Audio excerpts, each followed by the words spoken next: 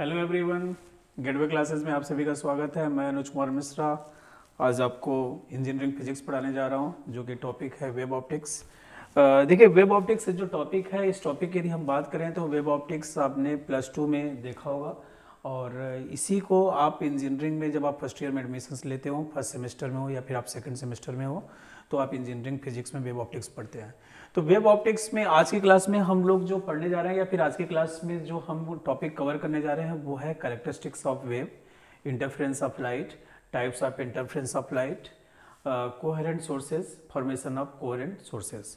ये total 5 topic आज हम लोग पढ़ने वाले हैं। और ये जो टॉपिक हम स्टार्ट करेंगे, हमारा कुछ ऐसा प्लान होगा कि इन टॉपिक को समझने के लिए जो बेसिक कॉन्सेप्ट हमने +2 में पढ़े थे, मान लेते हैं कि हम बोल चुके हैं या फिर कोरोना की वजह से हमने उन टॉपिक को अच्छे से नहीं पढ़ा, तो वो जो कमी है उन कमी को भी यहाँ पे हम पूरी करते हुए चलेंगे, जिससे इंजीनियरिंग करने में आपको कोई दिक्कत ना आए।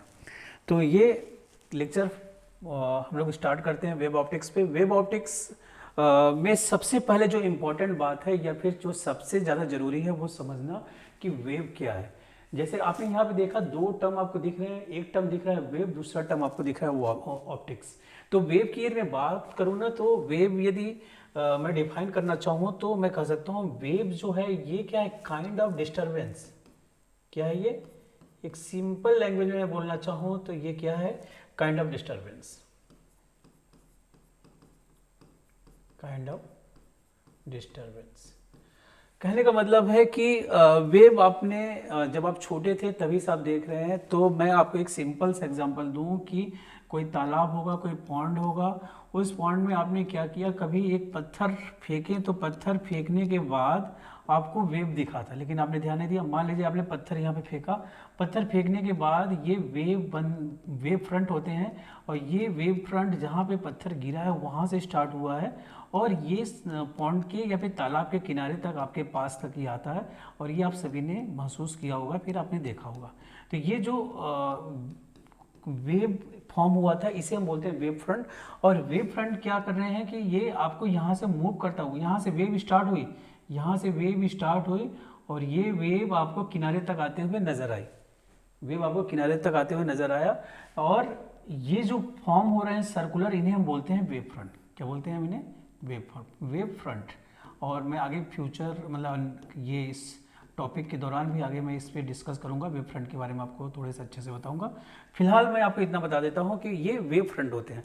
तो वेव आपको दिखा क्या आपने, वेव क्या है, काइंड ऑफ डिस्टर्बेंस। क्या मैं बोलूँ, यदि मैं वेव को डिफाइन करना चाहूँ एक सिंपल लैंग्वेज में या एक सिंपल वर्ड में डिफाइन करना चाहूँ क्या है, तो आप कहेंगे काइंड ऑफ डिस्टर्बेंस। जिस डिस्टर्बेंस की वजह, कोई डिस्टर्बेंस आपने किया, उस डिस्टर्बेंस की वजह से वेव क्या हुआ, फॉर्म हुआ। अब यहाँ पे दूसरा जो टर्म आता है हमारे पास वो है ऑप्टिक्स। तो ऑप्टिक्स जो वर्ड आया है वो किसके लिए आया है, लाइट के लिए आया है। किसके लिए आया है? लाइट के लिए आया है। तो यहाँ पे मैं आपसे बोलूँगा कि वेव ऑप्टिक्स जो है, वेव ऑप्टिक्स में हम पढ़ने वाले हैं वेव को, जो किसकी वजह से, लाइट की वजह से, मतलब लाइट वेव को हम पढ़ने वाले हैं वेव ऑप्टिक्स में। तो आज जो हम टॉपिक स्टार्ट करने जा रहे हैं या फिर हमारे यूनिवर्सिटी के सिलेबस में जो डिफाइन है या फिर जो डिसाइड है, प्री प्लान्ड है, तो वो क्या है कि हमारा जो वेव ऑप्टिक्स है 2 पार्ट में डिफाइन किया गया। पहले पार्ट में जो वेव ऑप्टिक्स है वो है इंटरफेरेंस, दूसरे पार्ट में है डिफ्रैक्शंस। इंटरफेरेंस में क्या इन्होंने कहा है, इंटरफेरेंस में आपसे पूछा गया है सिलेबस में कोहेरेंट सोर्सेज क्या होते हैं, कोहेरेंट सोर्सेज को हम डिफाइन करेंगे और फॉर्मेशंस ऑफ कोहेरेंट सोर्स भी देखेंगे, कोहेरेंट सोर्स कैसे फॉर्म होंगे, यंग्स डबल स्लिट फॉर्मेशंस हम देखेंगे, न्यूटन्स रिंग्स देखेंगे और भी ढेर सारे मेथड देखेंगे। इंटरफेरेंस हम देखेंगे in uniform and wedge shaped thin films. ये एक्चुअली में इन्हें ऐसा लिखना चाहिए था, interference in uniform thins and wedge interference in wedge shaped thins. कोई नहीं, हम समझ लेंगे इस बात को। उसके बाद हम देखेंगे नेसेसिटी ऑफ एक्सटेंडेड सोर्सेज क्या है, न्यूटन्स रिंग क्या है। इंटरफेरेंस में और भी ढेर सारी बातें हम देखेंगे कि इंटरफेरेंस कैसे फॉर्म होगा, कितनी तरह के इंटरफेरेंस होते हैं। मैं यहाँ पे देखूंगा कंस्ट्रक्टिव क्या है, डिस्ट्रक्टिव क्या है, इन सभी बातों को हम इंटरफेरेंस में देखते जाएंगे। उसके बाद इंटरफेरेंस कंप्लीट करने के बाद हम लोग इसमें सेकेंड पार्ट में आएंगे जो कि डिफ्रैक्शंस पे बेस्ड है। तो यहाँ पे हम देखेंगे इंट्रोडक्शन टू डिफ्रैक्शंस और diffractions at single slit and double slit पे भी देखेंगे, absent spectra, diffractions grating, spectra and grating, dispersive power क्या है, रिजॉल्विंग पावर क्या है, Rayleigh criteria of resolutions, resolving power of grating. ये सब टॉपिक देखने के बाद आपका ये जो यूनिट है वो कंप्लीट हो जाएगा। इसमें हम लोग हर एक टॉपिक को बिल्कुल डीप में पढ़ने वाले हैं, साथ ही साथ तो उसमें डेरिवेशंस भी करने वाले हैं, कॉन्सेप्ट को समझने वाले हैं, और फाइनली न्यूमेरिकल भी, हर एक न्यूमेरिकल जो एकेटिव में पूछा गया है या फिर जो न्यूमेरिकल पूछे जाने के चांस है वो न्यूमेरिकल में यहाँ पे हम परफॉर्म करने वाले हैं। ठीक है, तो हमारा टॉपिक यहाँ से स्टार्ट होता है। सबसे पहला जो हमारे पास टॉपिक हमने जो डिसाइड किया कि हमें क्या पढ़ना चाहिए, तो जैसा कि मैंने आपसे कहा कि कोई भी टॉपिक समझने के लिए बेसिक का समझना बहुत जरूरी है या बेसिक का क्लियर होना बहुत जरूरी है, क्योंकि जितने भी हम इस चैप्टर में पढ़ने वाले होंगे मैक्सिमम जगह कुछ ऐसी बातें यूज होने वाली हैं। क्या यूज होने वाला होगा कि at same frequency, at same phase या विथ सेम फेज डिफरेंस, तो ये सब बातें आपको क्लियर होनी चाहिए। ये बातें यदि नहीं क्लियर हैं तो आपको याद करना पड़ेगा, और हमारी एक लिमिटेशन से याद करने की, एक लिमिट से ज़्यादा हम बातों को याद नहीं कर सकते हैं। तो यहाँ पे आपने देखा कि कैरेक्टरिस्टिक्स ऑफ वेव में सबसे पहले हम जानना चाहेंगे एम्पलीट्यूड क्या है। तो वेव को सबसे पहले हम समझेंगे। तो वेव क्या है? Wave is a kind of disturbance है जिसकी वजह से वेव फॉर्म हुआ है। आपने देखा वेव का जो नेचर होता है, एक बार वो मैक्सिमम जाएगा, फिर मिनिमम, मैक्सिमम, मिनिमम, और आपने +2 में या फिर 11th में आपने पढ़ा होगा हार्मोनिक मोशंस। तो वेव पढ़ने से पहले आपको simple SHM, simple harmonic motions आपको आना चाहिए। नहीं आता है तो भी यहाँ पे मैं मैक्सिमम चीज़ों को ऐसा को रिलेट करूंगा कि आपको समझने में आसानी होगी। ठीक है, कैरेक्टरिस्टिक्स ऑफ वेव की बात करें तो एम्पलीट्यूड क्या होता है? एम्पलीट्यूड, जैसे मान लीजिए कि हमारे पास मैं एक ये एक्सिस, ये जो वर्टिकल एक्सिस है इसको मैंने y मान लिया, इधर जो एक्सिस है इधर के डायरेक्शन में उसको क्या मैंने मान लिया? इसको मैंने मान लिया x एक्सिस। तो आपने देखा कि ये हमारे पास एक वेव का नेचर है, एक वेव का फॉर्म हम देख रहे हैं। इस वेव में आपने देखा कि एक बार ये यहाँ पे मैक्सिमम वैल्यू कहीं पे जा रहा है वो +y होगा, और हमारे पास यहाँ पे यदि मैं बॉटम पे बात करूँ तो यहाँ पे एक मैक्सिमम वैल्यू जो है कि माइनस, यहाँ पे +a बोला मैंने, -a बोला। तो ये जो मैक्सिमम डिस्टेंस है या फिर आप कहेंगे जो मैक्सिमम डिस्प्लेसमेंट है अबाउट द मीन पोजीशन, उसी को हम क्या बोलते हैं? एम्पलीट्यूड।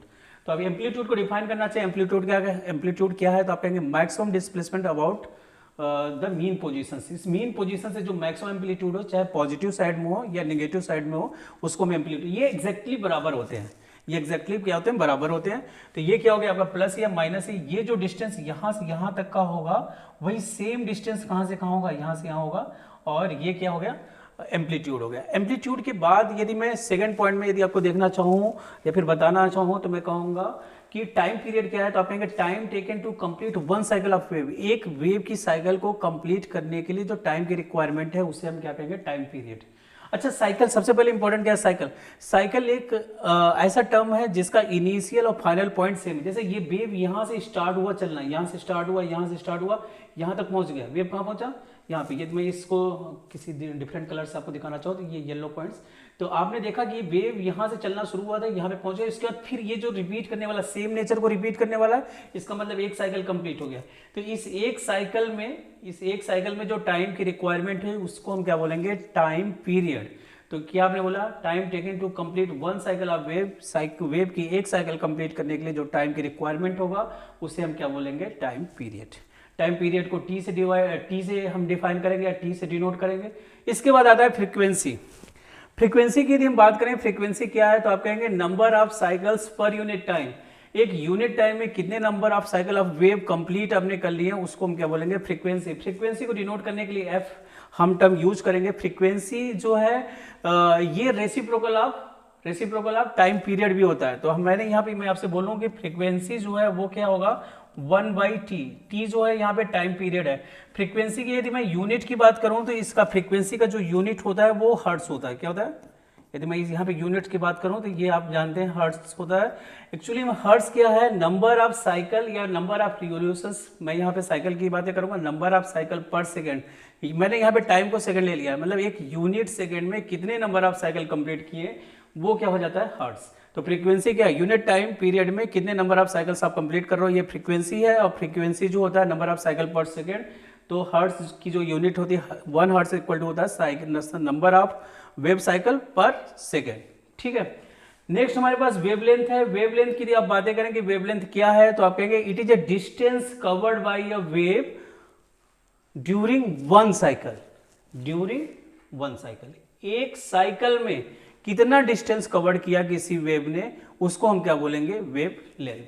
तो यहाँ पे आपने देखा कि ये वेव यहाँ से चलना स्टार्ट हुआ था और यहाँ पे पहुंचा, तो ये जो डिस्टेंस कवर हुआ इसको हम क्या बोलेंगे, लैम्डा। तो ये जो लैम्डा है ये क्या होगा, वेव लेंथ होगा। तो आपने देखा it is a distance covered by a wave during one cycle of wave is known as wavelength, इसे आप लैम्डा से डिनोट करते हैं। नेक्स्ट जो है सबसे इंपॉर्टेंट बात है वो है फेज।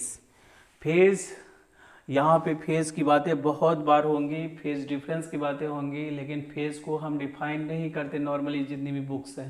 तो यहाँ पे आपको समझने की ज़रूरत है।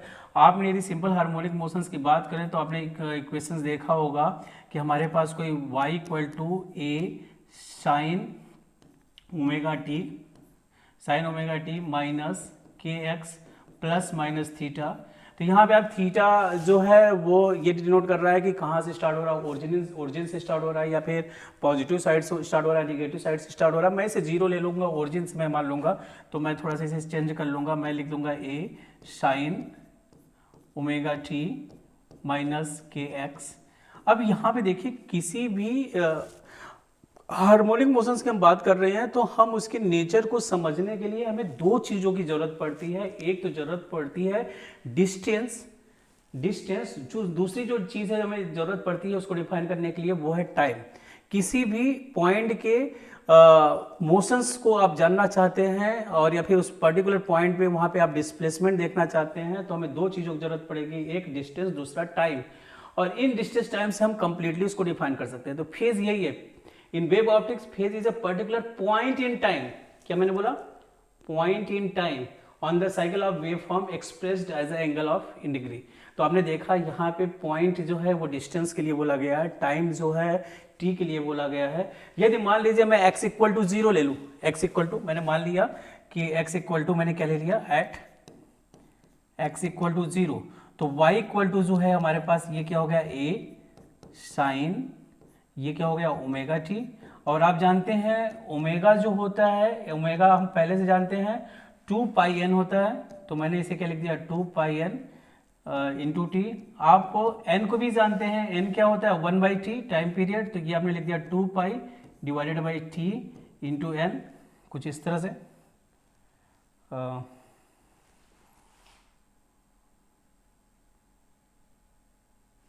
हम यहाँ से लिख सकते हैं ए साइन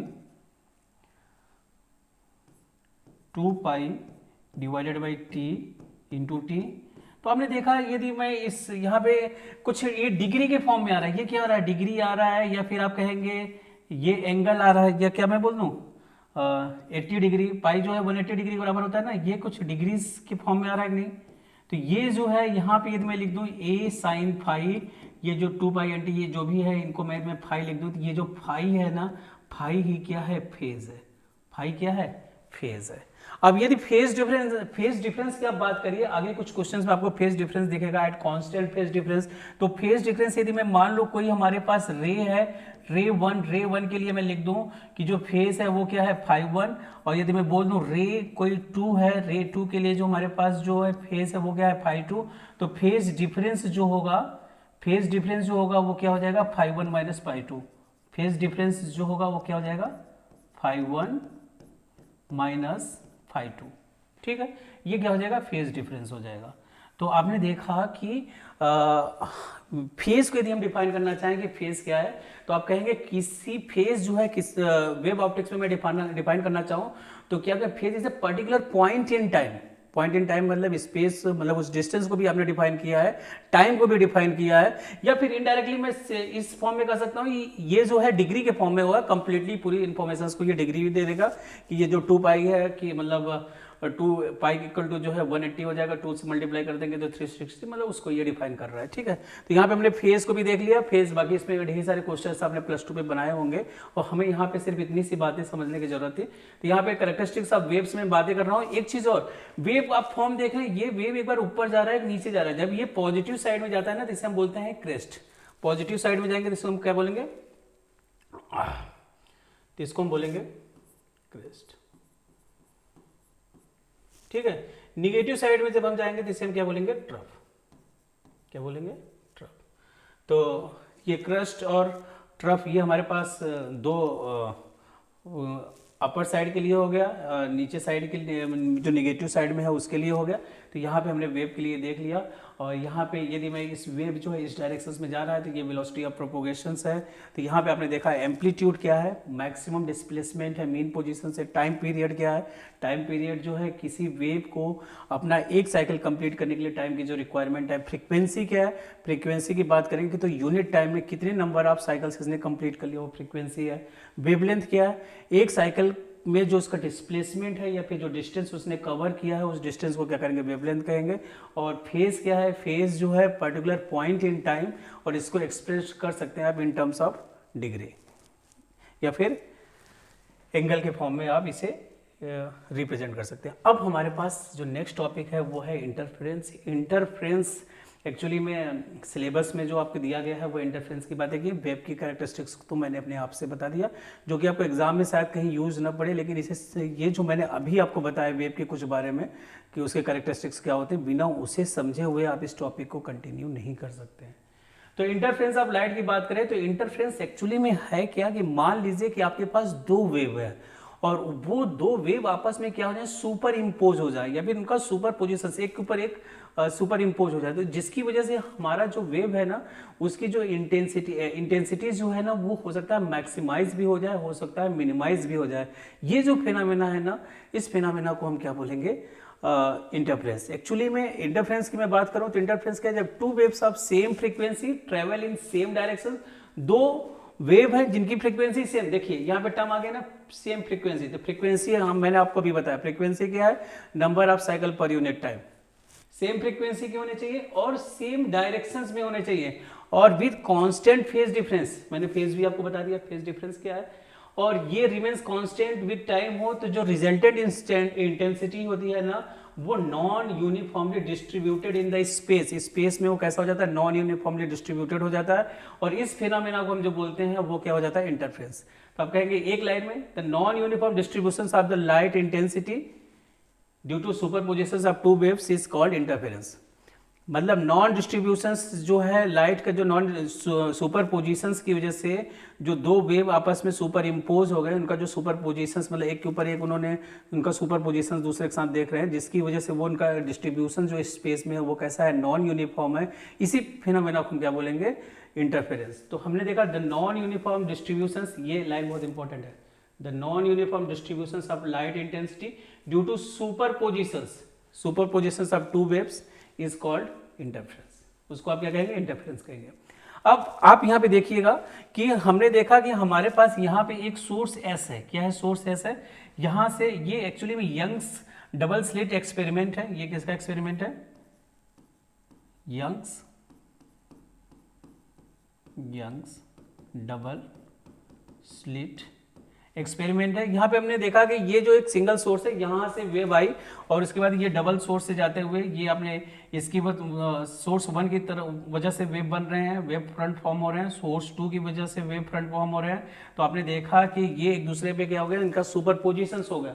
सुपरपोजिशंस की वजह से क्या हुआ कि कभी कभी हमारे पास फ्रिंज की बात कर रहे हैं,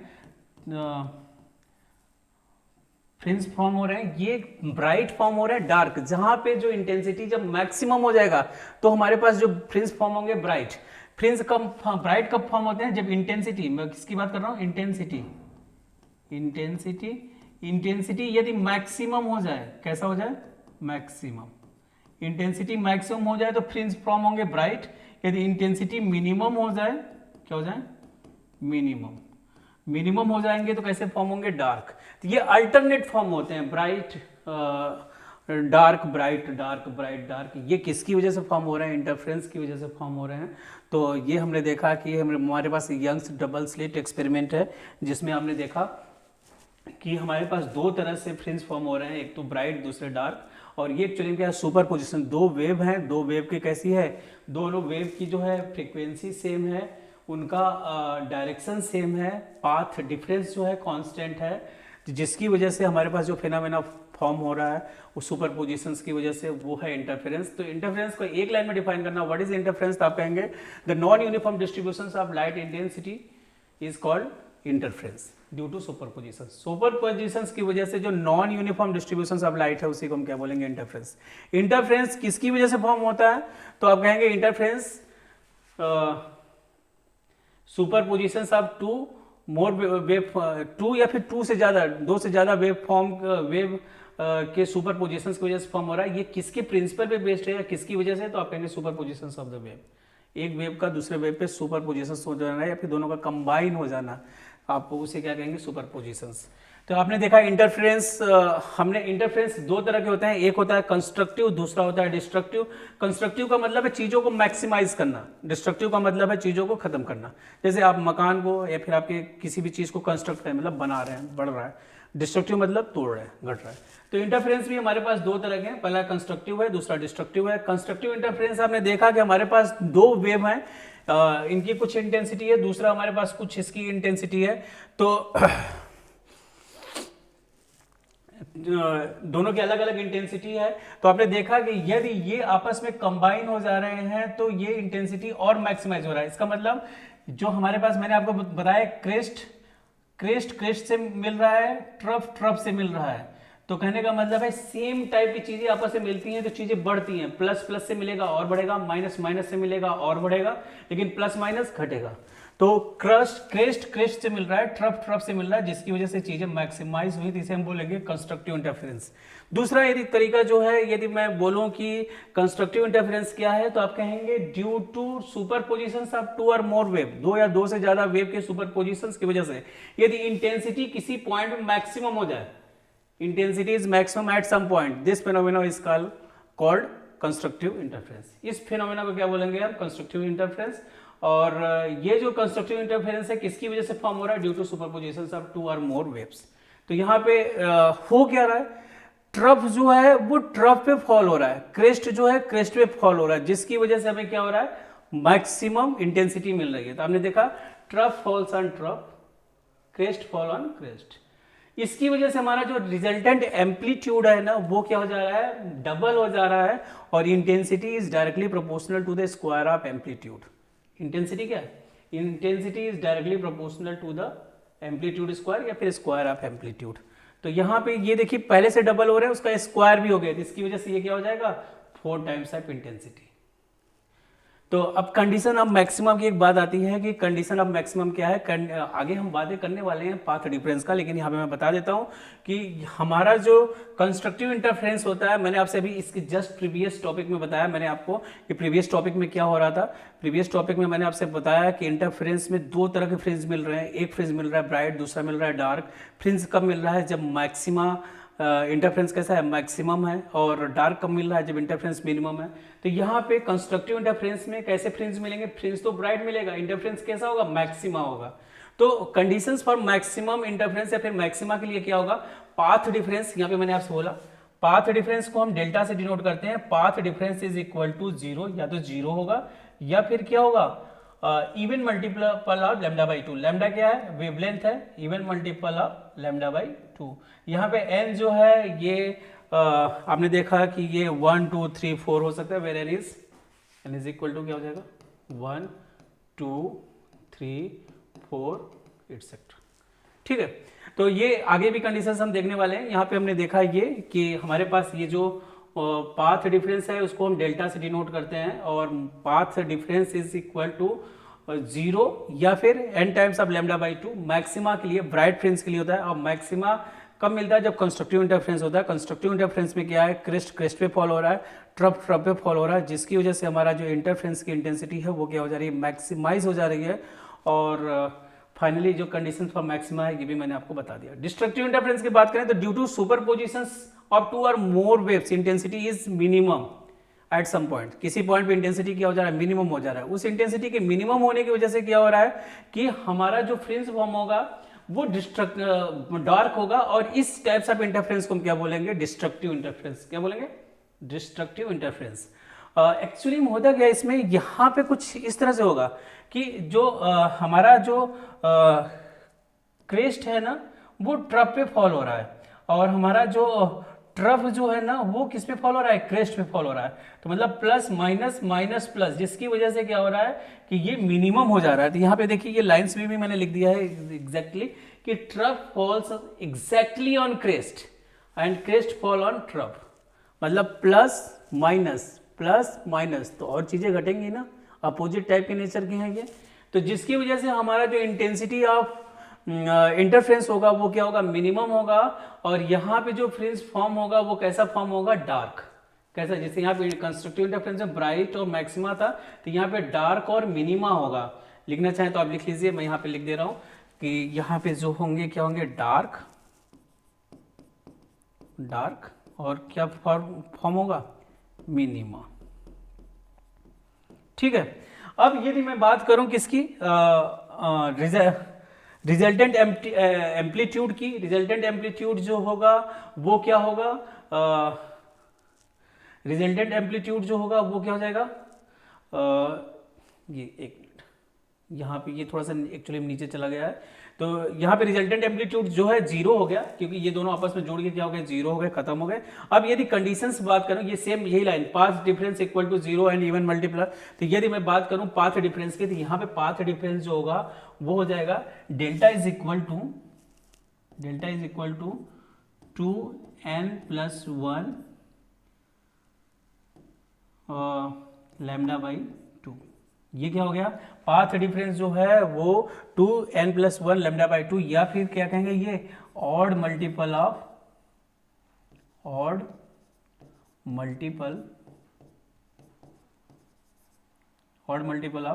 लैम्डा बाई 2। लैम्डा बाई 2 का क्या हो जाएगा, ये ऑड मल्टीपल हो जाएगा, जबकि हमारा कंस्ट्रक्टिव क्या था, even multiple of lambda by 2। तो ये हमारे पास डिफरेंस है किसमें, डिस्ट्रक्टिव इंटरफ्रेंस में। डिस्ट्रक्टिव इंटरफ्रेंस हमने देख लिया, और यहाँ पे आपने देखा वहाँ कंस्ट्रक्टिव में तो वेब की जो पहले फॉर्म ऐसे ऐसे बन रहा था, इतना बन रहा था, इसके बाद इतने इतने को कंबाइन किया तो ये इतना हो गया, जबकि डिस्ट्रक्टिव में इतना और इतना था तो वो 0 हो गए। क्या हो गए, वो प्लस माइनस जो है वो 0 हो गए। ठीक है। तो यहाँ पे हमने 2 इंटरफ्रेंस देखे। इंटरफ्रेंस के देखने के बाद अब कोहेरेंट सोर्स की बात करें, तो कोहेरेंट सोर्स की यदि हम बातें करें कि कोहेरेंट सोर्स क्या है, तो आप कहेंगे 2 sources of light are said to be coherent if they emit light which has always constant phase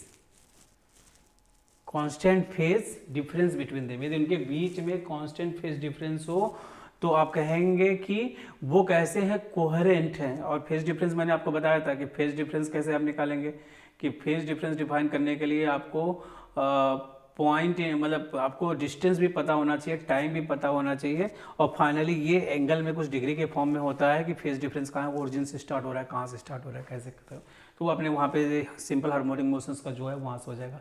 अब देखिए requirement to make sources coherent, उसके लिए क्या होना चाहिए, यदि कोई भी हमारे पास सोर्स है वो रेडिएशन इमिट्स कर रहा है, जैसे हमारा सन है वहाँ से लाइट हमारे पास आ रही है, यदि वो रेडिएशंस कर रहा है जिसकी वजह से वो लाइट को इमिट कर रहा है, तो उसका जो वेवलेंथ होना चाहिए ना होना चाहिए, सेम वेवलेंथ होना चाहिए, सेम वेवलेंथ होना चाहिए। तभी क्या करेंगे कि वो which is possible only the 2 light sources originate from 1 source of light. तो इसके लिए 2 सोर्स जो रेडिएशन इमिट करेंगे सेम वेवलेंथ का, वो तभी पॉसिबल है कि वो क्या हो, कि एक सिंगल सोर्स से बने हो। तो यंग्स ने जो एक्सपेरिमेंट किया डबल स्लिट का, तो वो इसी सिद्धांत पर उन्होंने काम किया था कि उन्होंने दिखाया कि हमारे पास एक सोर्स है, एक सोर्स से उन्होंने डबल सोर्स को बनाया, और डबल सोर्स से उन्होंने दिखाया कि उसमें जो सोर्स रेडिएशन इमिट्स कर रहा है उसका वेवलेंथ क्या है, दोनों का सेम वेवलेंथ है। ये आगे की बातें हम देखने वाले हैं। फिलहाल आप इतना मान लीजिए कि कोहेरेंट सोर्सेज जो हैं वो हमेशा क्या होते हैं, always constant phase difference between them. हमेशा फेज डिफरेंस कैसा होगा उनके बीच में, कांस्टेंट होगा। और इनके लिए एक रिक्वायरमेंट है सोर्स को बनाने के लिए कि वो क्या करे कि single only when the 2 light sources originate from 1 source of light. जब वो 1 सोर्स ऑफ लाइट से ओरिजिनेट होंगे तो वो हमेशा क्या करेंगे, कांस्टेंट वेवलेंथ के रेडिएशंस को इमिट्स करेंगे, और उनमें क्या होगा, फेज डिफरेंस भी क्या होगा, कांस्टेंट होगा। ठीक है। तो यहाँ पे हमारा कोहेरेंट सोर्स हो गया। कोहेरेंट सोर्स के बाद नेक्स्ट हमारे पास जो है कोहेरेंट सोर्स के फॉर्मेशन, सब कोहेरेंट सोर्स। तो कोहेरेंट सोर्स को फॉर्मेशंस करने के लिए हमारे पास टोटल 4 मेथड हैं। इन चारों मेथड को मैं आपको दिखाने वाला हूं और ये थोड़ा सा शॉर्ट हम यहाँ पे डिस्कशंस थोड़ा सा देने वाले हैं, क्योंकि मैंने अभी आपको दिखा। यंग्स डबल स्लिट एक्सपेरिमेंट की बात करें तो यंग्स ने डबल स्लिट एक्सपेरिमेंट में क्या किया कि यंग्स ने क्या किया, एक सिंगल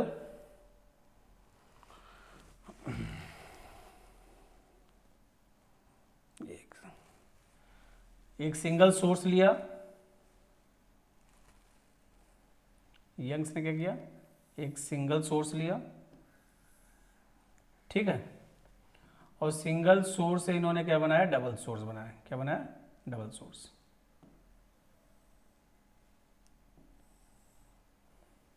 ठीक है, तो ये डायग्राम देखिएगा। ये हमारे पास सिंगल सोर्स है S, ये हमारे पास दो सोर्स है S1 S2, और इनसे ये वेव फ्रंट फॉर्म हो रहा है। ठीक है,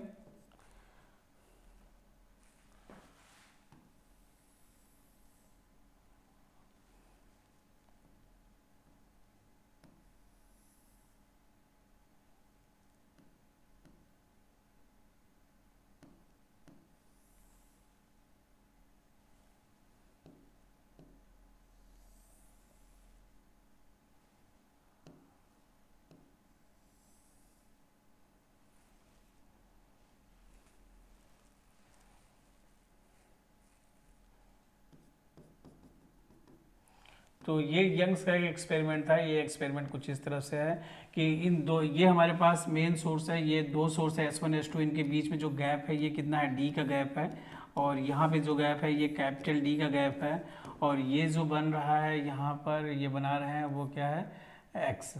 ठीक है, इसको मैं नाम देता हूँ Y डैश।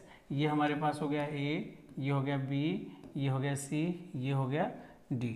तो यहाँ पे आपने देखा दो सोर्स हैं, एक सोर्स जो है वो S1 है, दूसरा सोर्स हमारे पास क्या है, S2 है। दूसरा सोर्स क्या है हमारे पास, S2। तो मतलब S की हेल्प से हमने S1 S2 दो सोर्स बनाया है। तो ये जो उन्होंने डिस्टेंस ये निकल के आया, ये क्या है, X। ये यंग्स ने डबल स्लिट एक्सपेरिमेंट में परफॉर्म किया था कि एक सिंगल सोर्स इन्होंने डबल सोर्स बनाया। जैसे मैंने आपसे कहा था ना, कोहेरेंट सोर्स होने के लिए ये कंपलसरी है कि वो कांस्टेंट वेवलेंथ का होना चाहिए, उसके बीच में फेज डिफरेंस कांस्टेंट होना चाहिए। लेकिन ये पॉसिबल तभी है जब ये दो सोर्स कैसे बने हो, सिंगल सोर्स से बने हो। तो इन्हें देखें, सिंगल सोर्स से आपने दो सोर्स बनाया है। तो ये यंग्स ने अपने बताया था कि two virtual image S1 S2 of same source produced by division of wave front S1 S2 act as a coherent source. ठीक है, तो ये यंग्स का डबल स्लिट एक्सपेरिमेंट था। उसके बाद इन्होंने एक थिन फिल्म का बनाया था। थिन फिल्म में देखिए क्या हुआ, ये सब आपने पढ़ रखे हैं, थिन फिल्म वाला 12th में आपने बहुत अच्छे से देख रखा है, और इसमें हमें डेरिवेशंस करना है, वो इम्पोर्टेंट है। लेकिन मैं थोड़ा सा इंट्रोडक्शन आपको दे देता हूँ। ठीक है, तो आपने देखा कि कोई एक रे इंसिडेंट हुआ।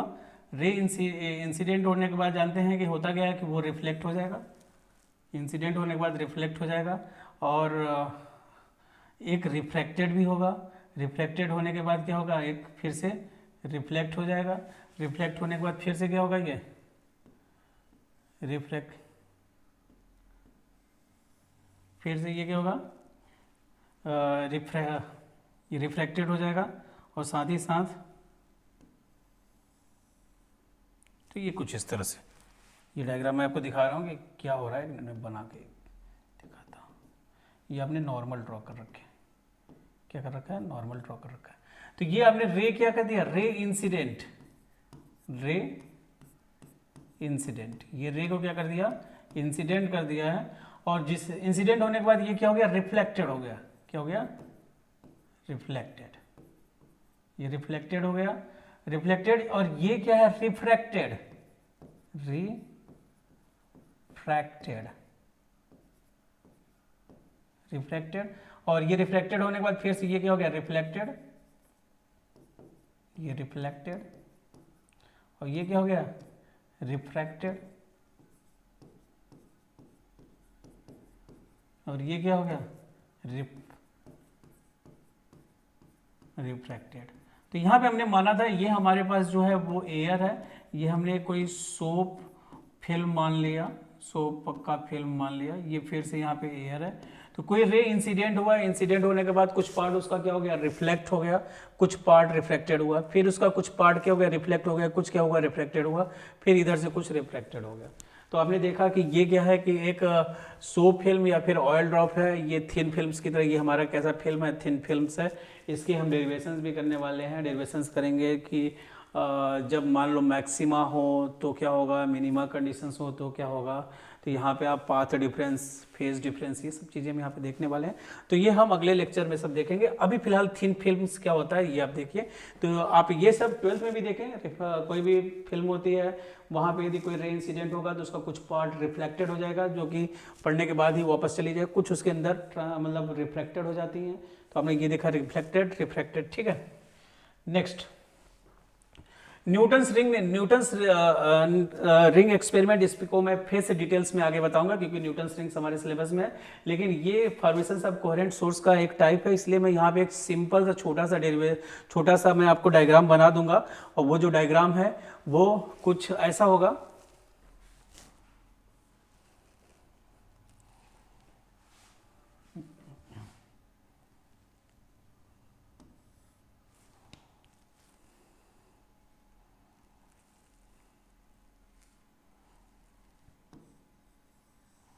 ये हमने एक रेक्टेंगल मान लिया,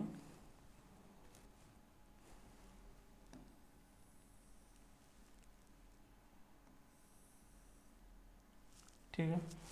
आपने एक रे क्या कर दिया, इंसिडेंट कर दिया, रे क्या हुआ, इंसिडेंट हुई, तो इसका कुछ पार्ट क्या हो गया, रिफ्लेक्टेड हो गया तुरंत, कुछ पार्ट क्या हुआ, रिफ्रैक्टेड हुआ, फिर ये क्या हुआ,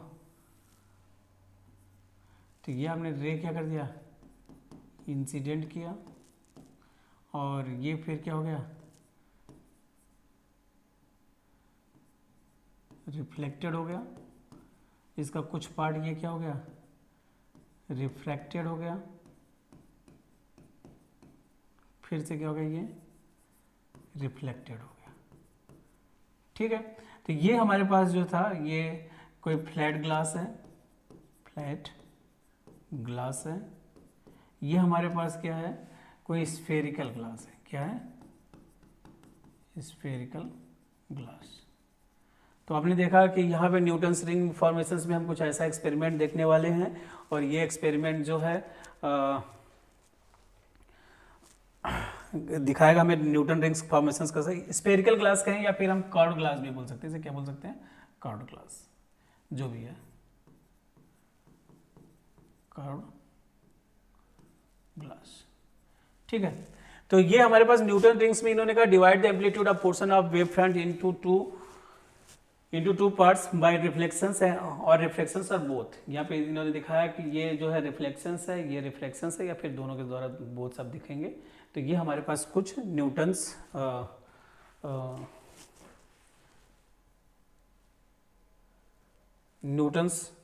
रिंग फॉर्मेशंस में ये हम कुछ ऐसा करेंगे, और इसका एक्सपेरिमेंट और ये टॉपिक जो हमें डीप में पढ़ना है। इसके बाद नेक्स्ट यदि फॉर्मेशंस ऑफ कोहेरेंट सोर्स की बात करें तो एक फ्रेस्नेल्स डबल मिरर है। फ्रेस्नेल्स डबल मिरर का डायग्राम कुछ इस तरह से है, डायग्राम,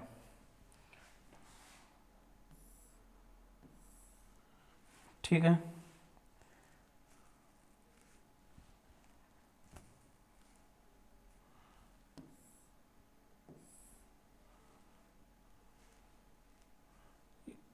एक मिनट, फ्रेस्नेल्स डबल मिरर का डायग्राम एक मिनट देखेंगे।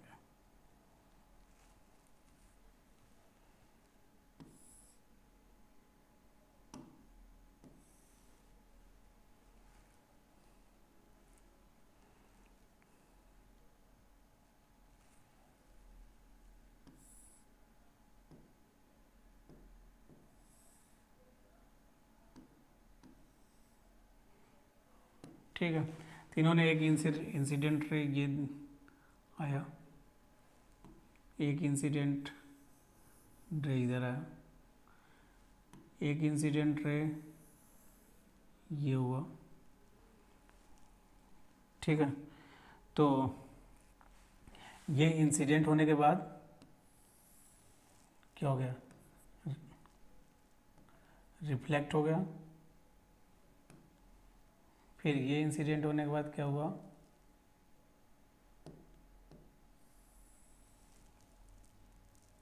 रिफ्लेक्ट हो गया। ये इंसिडेंट होने के बाद क्या हो गया, रिफ्लेक्ट हो गया। तो हम इसमें ये देखो, ये इंसिडेंट हुआ, इंसिडेंट हुआ, इंसिडेंट हुआ, तो फिर ये क्या हो गया, रिफ्लेक्ट हो गया, रिफ्लेक्ट हो गया, रिफ्लेक्ट हो गया। आपने यहाँ से देखा रिफ्लेक्ट कर दिया। तो आपने क्या किया कि इसको, ये जो हमारे पास मेन सोर्स है एस है, और यहाँ से मैं ये जो हमारे सोर्स है S1 है, ये हमारे पास एक दूसरा सोर्स और है, इस दूसरे सोर्स को एक नाम देंगे यहाँ पे। तो ये दूसरा सोर्स हमारे पास क्या है, S2 है। तो आपने देखा ये S1 S2 दो सोर्स हैं, और इन्होंने एक कह सकते हैं कि 2 वर्चुअल इमेजेस थे S1 S2, और ये जो है अब same source is produced by reflections. तो ये देखना है ये क्या हो रहा है, ये रिफ्लेक्शंस हो रहा है। क्या हो रहा है, रिफ्लेक्शन हो रहा है, रिफ्लेक्शन। ये भी क्या हो रहा है, रिफ्लेक्शन।